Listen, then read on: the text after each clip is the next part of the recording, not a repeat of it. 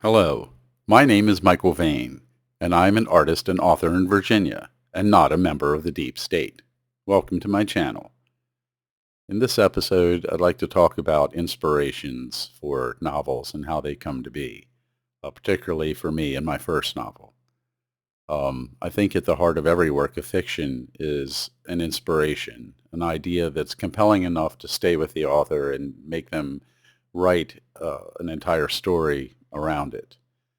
Um, for me, I've never really had a problem with ideas, and I've never really suffered from writer's block. So I can't really talk about those subjects, although I can say it's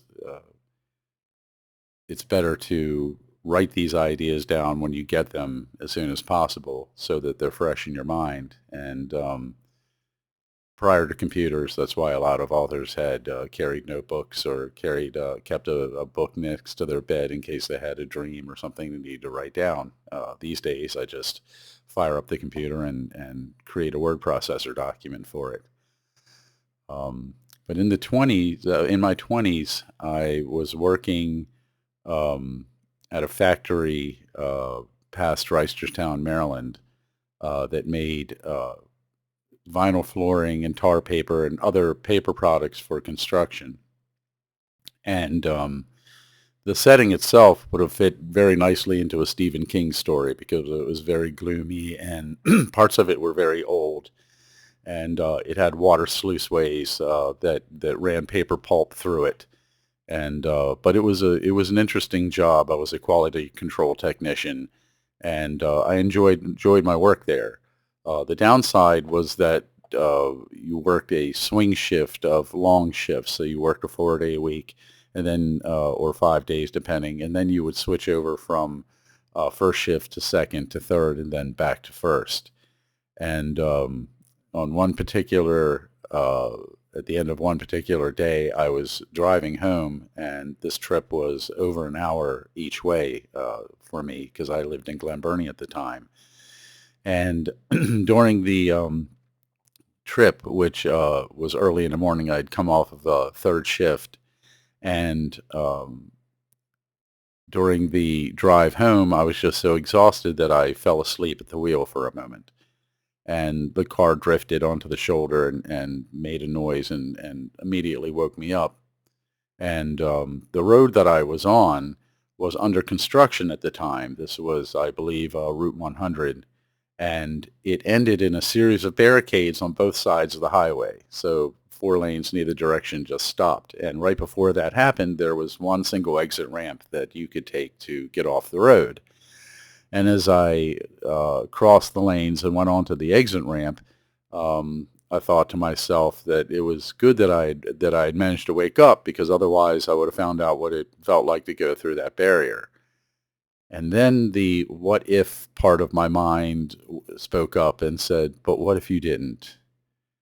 And that idea just stuck with me. And it led me to start exploring really the different states of consciousness that we have and the nature of dreams. And the idea stuck with me for quite a while.